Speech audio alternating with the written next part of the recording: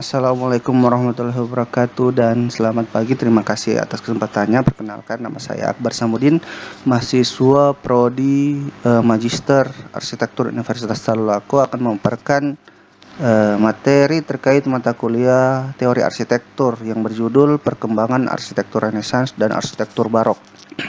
Mungkin untuk penjelasannya sendiri bertahap, mulai dari Renaissance kemudian ke Barok, karena periode dari zaman tersebut saling bersinggungan, yang dimana untuk periode Renaissance sendiri merupakan periode penting yang penuh perubahan besar dalam sejarah kebudayaan Barat, yang dimana pada periode ini pandangan manusia mulai berubah. Manusia dianggap sebagai sumber inspirasi dari suatu karya, suatu hasil arsitektur, tulisan, karya seni, ataupun perkembangan zaman, yang dimana manusia dianggap dapat mengarahkan perkembangan zaman mau dibawa arah kemana. Dan Renaissance sendiri berkembang secara signifikan pada abad 15 dan 16 yang merupakan periode puncak dari Renaissance. Untuk periode perkembangan Renaissance sendiri terbagi atas 4 periode, yaitu periode Renaissance pra pada abad 13 dan 14. Kemudian Renaissance awal berada pada abad 14 dan abad 15. Kemudian Renaissance puncak berada abad 15 hingga awal abad 16, yaitu 1525. Kemudian periode akhir yaitu abad 15 menuju abad 16, yaitu tahun 1520 sampai 1600. Untuk periode puncak masing-masing arsitektur, di sini saya buat persinggungan zaman masing-masing periode biar tidak salah persepsi, yang dimana sering kita melihat arsitektur Renaissance ada di Gotik ataupun arsitektur Renaissance ada di Barok, begitupun arsitektur Barok ada di Renaissance. Nah, itu disebabkan oleh persinggungan zaman sendiri, yang dimana masing-masing periode memiliki masa transisi. Contoh pada abad 14 dan abad 15 itu merupakan periode transisi antara Renaissance dan Gotik, sehingga ada transfer gaya arsitektur, sharing gaya arsitektur pada zaman itu. Begitupun pada abad 16 dan abad 17 yang merupakan periode transisi antara Renaissance menuju Barok, sehingga menjadi ada sharing gaya arsitektur dari Renaissance menuju Barok pada zaman itu. Kemudian latar perkembangannya Renaissance sendiri terdiri atas 5, yaitu runtuhnya Konstantinopel, di mana ditandai dengan penyerangan Persia yang dipimpin oleh Muhammad II atau Al-Fatih, sehingga meruntuhkan Konstantinopel dan menyebabkan migrasi masyarakat Konstantinopel saat itu menuju Italia, atau tepatnya kota Florence.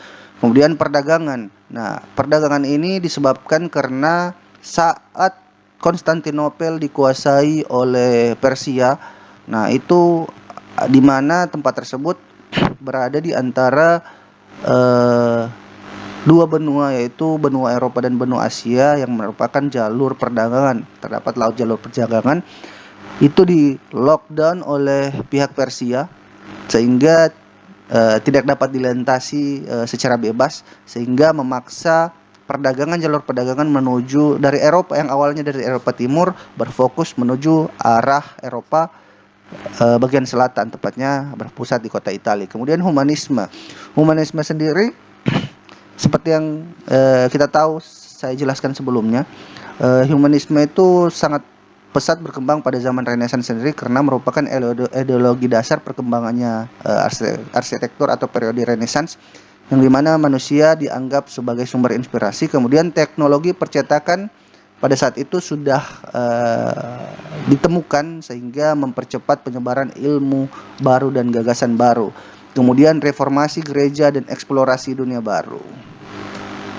Kemudian Renaissance sendiri secara sudut pandang arsitektur sendiri, dalam arsitektur terjadi banyak eksperimen pada hubungan antara ruang dan bentuk, yang dimana bangunan ini melahirkan gaya arsitektur baru yang dikenal sebagai giant order, yaitu penggunaan kolom-kolom raksasa yang membentang dari lantai dasar hingga atap bangunan. Pada masa ini konsep simetris yang kaku mulai ditinggalkan dan digantikan dengan irama yang lebih bebas serta gagasan ruang yang lebih imajinatif. Untuk karakteristik dari arsitektur Renaissance sendiri yaitu ada 6, yang mana 1 proporsi dan simetri, kemudian geometri harmonis, kolom klasik, gaya-gaya klasik mulai dibawa, yaitu gaya-gaya klasik Yunani Romawi mulai dimasukkan kembali, khususnya kolom-kolom ionik,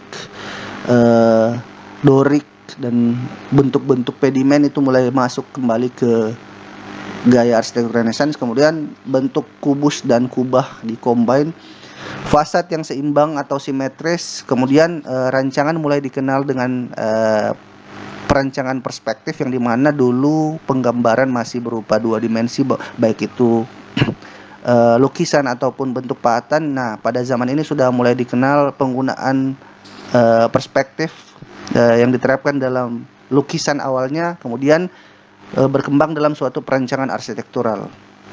Oke, lanjut, mengapa periode ini disebut zaman kebangkitan? Yaitu satu, menjadikan manusia pusat ukuran atau inspirasi, menghidupkan kembali proporsi klasik, mengedepankan rasionalitas dan harmoni, memberikan ruang bagi arsitek sebagai intelektual humanis. 5. Mewujudkan arsitektur yang lebih manusiawi, fungsional, berorientasi pada kehidupan masyarakat.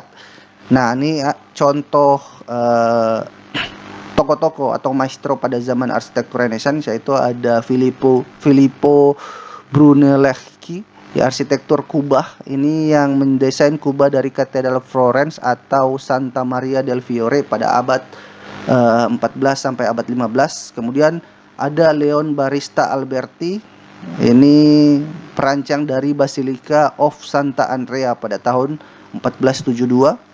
Kemudian ada Michelangelo, seorang arsitek yang merancang Basilica Santo Petrus pada tahun 1564, dan Andrea Palladio, seorang arsitek yang merancang Villa Rotonda pada 1590. Nah, kita masuk ke arsitektur barok. Arsitektur barok sendiri merupakan suatu revolusi artistik yang lahir dari passion, emosi, gerakan dinamis dan di Eropa pada abad 17.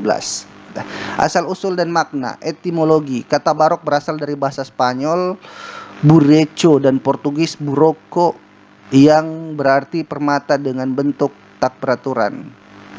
Esensi gaya barok mencerminkan era peradaban dengan ciri kuat, tekanan emosional dan elegansi. Karena pada zaman barok sendiri sistem industri atau fabrikasi material sudah mulai berkembang secara masif, jadi finishing arsitektural secara detail, ornamen itu mulai diterapkan secara terperinci pada suatu bangunan.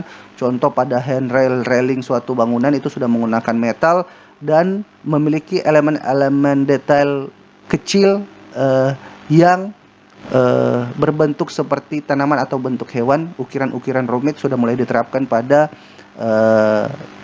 elemen-elemen arsitektural pada arsitektur barok sendiri. Sejarah arsitektur barok sendiri berkembang pada abad 17 di Italia. Ya, ini tempat perkembangannya kurang lebih sama dengan Renaissance, yang dimana di kota Italia mulai berkembang, tepatnya kota Florence, dan menyebar di kota-kota sekitarnya. Ini untuk barok sendiri sama karena merupakan periode lanjutan dari Renaissance, yang dimana pada abad 17 Italia sebagai respon gereja Katolik terhadap Protestanisme, arsitektural, patung, lukisan, dan musik digabungkan secara teatrikal untuk menekankan ajaran Katolik dan menarik umat.